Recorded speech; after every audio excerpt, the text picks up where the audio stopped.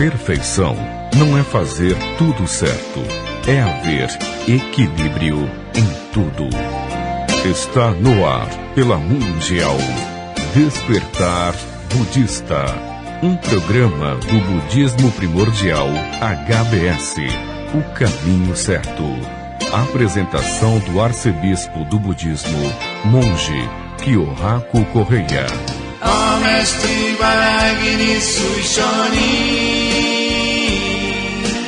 quero aprender a ser forte assim, aprender os ensinamentos do Hokkekyo e levar a fé por onde eu for.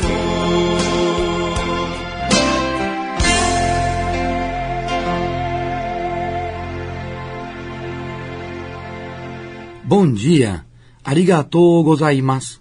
Este é o cumprimento que utilizamos no budismo primordial. Simboliza a gratidão por esse maravilhoso, inédito e divino nosso encontro matinal. Uma verdadeira bênção que recebemos todos os dias.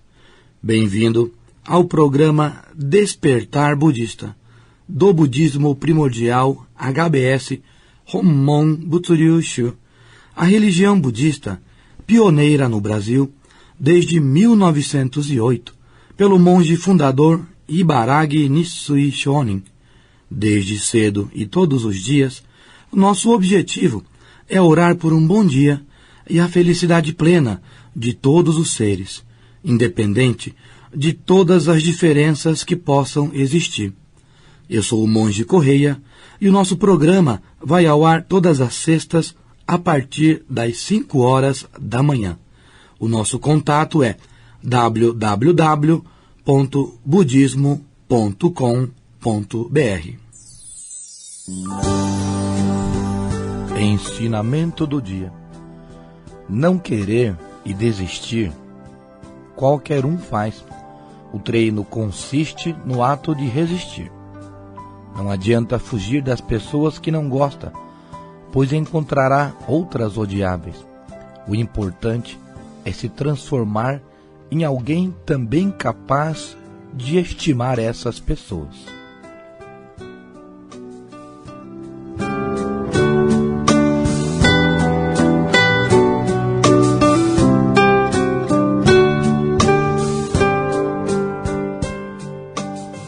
Oração de penitência para demonstrar consciência. Para eliminar o karma negativo que acumulei desde o passado remoto, a partir da presente existência, até atingir o estado de Buda, devotar-me-ei à imagem sagrada, a doutrina e a oração sagrada, causa, essência e semente da iluminação, transmitida pelo Jogyo Bosatsu.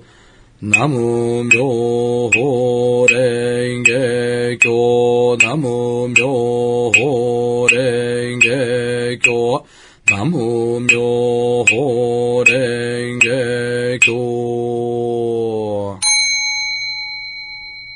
Canto da principal promessa budista de devotar os 3 tesouros, o Buda, o Dharma e o Sangha, todos incorporados na oração sagrada Namo Myoho Renge Kyo. Buddham Saranam Gacchami, Dhammam Saranam Gacchami, Sangham Saranam Gacchami.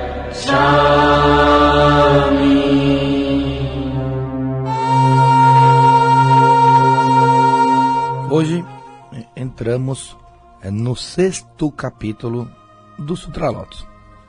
O capítulo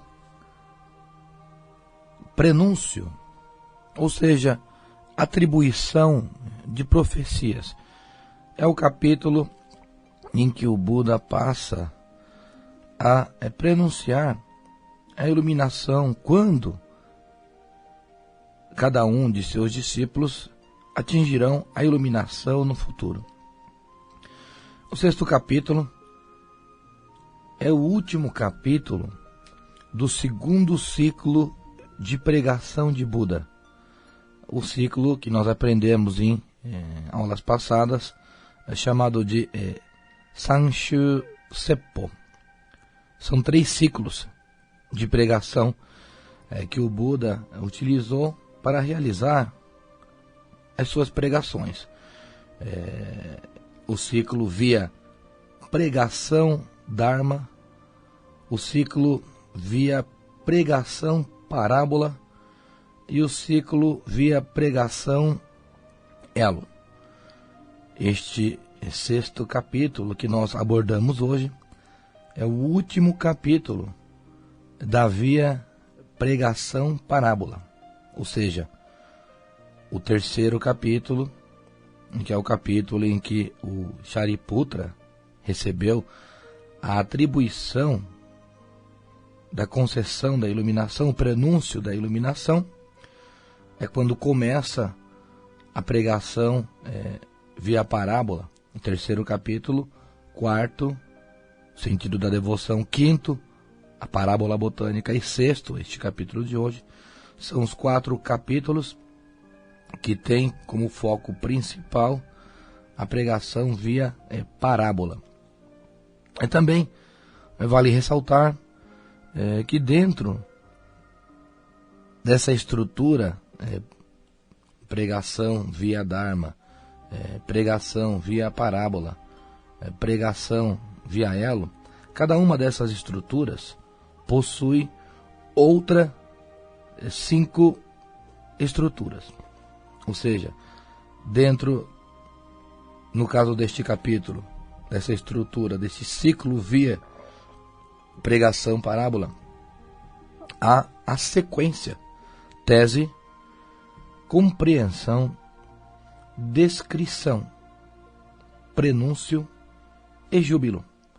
Ou seja, o Buda faz a pregação, leva a compreensão, depois descreve novamente o conteúdo da pregação para aprofundar o entendimento, depois realiza o prenúncio da concessão de iluminação e depois finaliza com a descrição de uma alegria imensa que todos receberão no momento que atingirem a iluminação, ou seja, concretizarem a sua prática.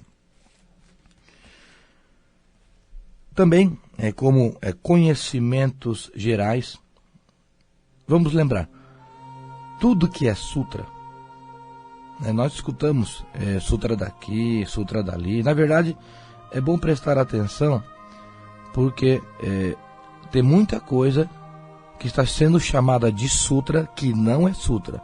Esse nome pegou, as pessoas sabem que é algo derivado de alguém iluminado e utilizam isso para passar a ideia de que é alguma coisa boa, de que é alguma coisa extremamente fundamentada. Mas vale a pena ressaltar aqui, sutra é tudo aquilo que o Buda pregou.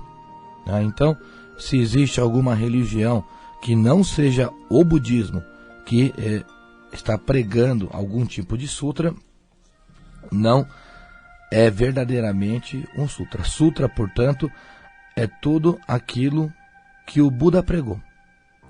E tudo que é sutra, normalmente, é dividido em 3 partes. Um sutra tem um começo, um meio e um fim. E o começo de um sutra é a introdução. A segunda parte, logo após a introdução, é o contexto, é onde é desenvolvido o conteúdo principal de um sutra. E todo sutra, como o objetivo é a salvação, é conduzir à iluminação, é trazer a plena felicidade, ele é finalizado pela expansão, ou seja, o girar da roda do Dharma, o propagar do Dharma, transmitir os ensinamentos, concretizar as conversões ao Dharma, é o incentivo final, sempre o incentivo final de um sutra. Então vale lembrar que todo sutra tem essas 3 estruturas também, é dividido nessas 3 partes. É só quando lermos algum sutra, prestar um pouquinho atenção que a gente vai perceber nessa estrutura. É uma fórmula chamada de um sutra, 3 partes. No caso do Sutra Lotus, um sutra composto por 28 capítulos, sendo que a primeira metade ela tem um conteúdo totalmente diferente da segunda metade. A primeira metade do Sutra Lotus ela já caracteriza um sutra, e a segunda metade caracteriza um outro sutra. Então, no Sutra Lotus nós temos 2 sutras e 6 partes. Aqui no 6º capítulo nós estamos na estrutura, contexto, na segunda parte do primeiro sutra que compõe o Sutra Lotus. Vamos recapitular o capítulo anterior das ervas medicinais, onde Buda, pela parábola da chuva que cai indiscriminadamente, declarou, contando a Makakashou, que a salvação de Buda também é igual e totalmente isenta de diferenciações. A parábola da chuva que cai igualmente para todos os seres, que transmite um só sabor, que é de uma só aparência, composta totalmente de iguais ingredientes, leva a mesma bênção a todos. O que ocorre apenas é que a capacidade de absorção das pessoas é diferente, né? Existem árvores maiores, árvores menores, plantas maiores, plantas menores, escondidas, outras expostas. E essas ervas, essas árvores representam a nossa existência, a chuva, a salvação igual de Buda. Ou seja, é um capítulo em que o Buda declarou que ele não tem preferência maior ou menor por um ou por outro, que a salvação dele é igual, que ele não encaminha uns e outros para o céu e muitos outros para o inferno. Cada qual, de acordo com o seu merecimento, passa pelo seu ciclo de vida, sempre procurando desenvolver cada vez mais a sua prática da fé, a sua prática ascética, até concretizar a iluminação. Em outras palavras, o Buda descreveu como ocorre a salvação, ao mesmo tempo que generalizou a salvação. Essa é uma parte fundamental também do Sutra Lotus, que diferencia ele de muitos outros demais ensinamentos, onde a salvação ela é ilimitada. Ela é limitada por alguns fundadores, por algum tipo de pregação, quando é dito que os bons terão uma felicidade maior e os malignos cairão ao inferno. Se existe um Buda, se existe uma divindade maior nesse mundo, a preocupação maior certamente deve ser os malignos, porque eles existem em maior número e também são meus filhos, assim como o Buda declarou nos capítulos anteriores. É muito importante ver que aconteceu a generalização da salvação, né? É uma característica muito importante do budismo, e depois nós veremos a abrangência dessa salvação até as extremidades dos mundos mais infernais existentes nos capítulos posteriores. No conteúdo propriamente dito deste capítulo 6, atribuição de profecias, capítulo prenúncio, conforme o próprio nome já diz, o Buda realiza os prenúncios, ou seja, ele avisa previamente que alguém futuramente atingirá a iluminação. Afinal, ele já havia feito isso no segundo capítulo, prenunciando a iluminação do Shariputra, o seu discípulo Sabedoria, número 1. Se ele fez esse prenúncio, essa concessão da iluminação a um discípulo, naturalmente que outros também poderiam, porque se ele generalizou a salvação e disse que abençoa igualmente todos os seres, é porque os outros também haverão de receber essa mesma bênção. E todos os demais discípulos, todos os membros da Assembleia aguardavam ansiosamente este prenúncio.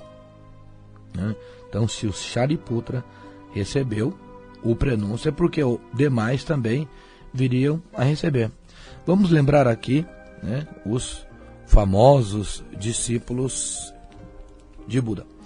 O Shariputra, Sabedoria, número 1. O Mokuren, que é o personagem principal deste capítulo, sexto capítulo, que receberá o prenúncio da iluminação neste capítulo. Mokuren é um dos outros famosos discípulos de Buda também. Sharihoto Mokuren Kasho. Kasho é o discípulo desprendimento número 1. O Mokuren, força sobrenatural. O quarto discípulo dos mais notáveis de Buda é o Shubodai, vacuidade número 1. Cada um dos discípulos possuíam uma atribuição, uma qualidade número 1 e diferenciada dos demais. O quinto discípulo é o Furuna, que é o pregação número 1. O sexto discípulo, Kassenen, o debatedor. O Anaritsu é o discípulo visão búdica número 1. O Pari, o preservador número 1. Ele mantinha com assiduidade todos os mandamentos budistas. Uragora, que foi o filho de Buda, era o estudioso número 1. E o Anan, ouvinte número 1. Todo sutra de Buda começa com a palavra seguinte: assim eu ouvi. E quem profere essa palavra é o Anan, sendo por ter sido ele o maior ouvinte de todos os ensinamentos budistas. Foi ele que atestou, junto com muitos outros discípulos de Buda, a legitimidade no momento da compilação dos sutras. Voltando ao sexto capítulo, o Buda precisava fazer o prenúncio da iluminação aos demais discípulos, já que a sua salvação é como a chuva. Portanto, ele prenunciou ao Makakasho, esse discípulo número 1, em força sobrenatural. Mas a forma de prenúncio é assustadora, é muito diferente do que aquilo que nós imaginamos aqui no Ocidente.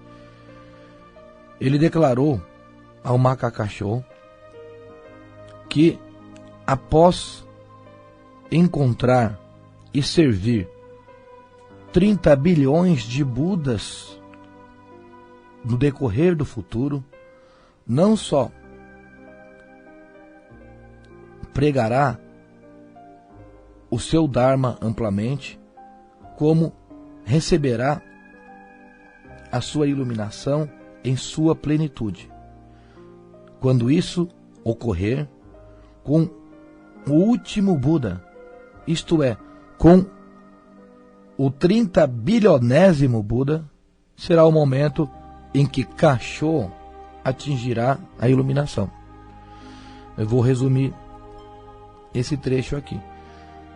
Como ocorreu o prenúncio? O Buda pregou ao Kasho, o seu discípulo número 1 em força, ou melhor, é o seu discípulo número 1 em desprendimento, que depois de o Kasho servir 30 bilhões de Buda, pregar o Dharma por esses 30 bilhões e servir esses 30 bilhões de Budas. Quando chegar a vez do último Buda, o 30 bilionésimo Buda, será o momento em que Kasho atingirá a iluminação. É bastante tempo. É bastante tempo. Para um mundo como o de hoje, totalmente imediatista, né, pode ser que muitos nem ficariam contentes com algum prenúncio desse tipo. Mas ocorre que o tempo no budismo ele é considerado algo que existe eternamente. Assim como o tempo de bilhões e bilhões de anos já passou, mais bilhões e bilhões de anos ainda passará. É questão de tempo. O que mais vale é a certificação da iluminação, sendo que até então isso era considerado impossível. Era impossível um arhat, um ser do estado da erudição, de absorção, atingir a iluminação. Ou seja, a iluminação era um privilégio único e exclusivo de Buda. E isso agora se tornou possível. Não importa o quanto demore. Se o Buda nos assegurou, prenunciou, é porque é verdade, então isso vai acontecer.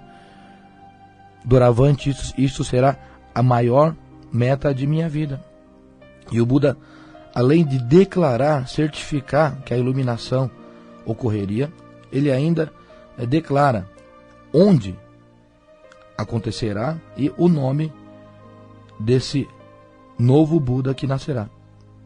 Então, o Maka Kasho, depois de servir 30 milhões de Buda, nasceria num país onde não há acontecimentos demoníacos, mesmo havendo demônios e uma população endemonizada. Depois de o Buda ter feito esse seu prenúncio ao Maka Kasho, ele repete o mesmo conteúdo desse prenúncio em forma diversa, como acontece costumeiramente no estilo chamado Sutra. O Kasho é o segundo da história que recebeu o prenúncio. Antes dele, lembremos que fora apenas o Sharihots, ou seja, isso atiçou a vontade de todos. Prenunciar é como certificar ao discípulo, dando-lhe o nome de Buda, o país, a terra pura e a terra pura que renascerá.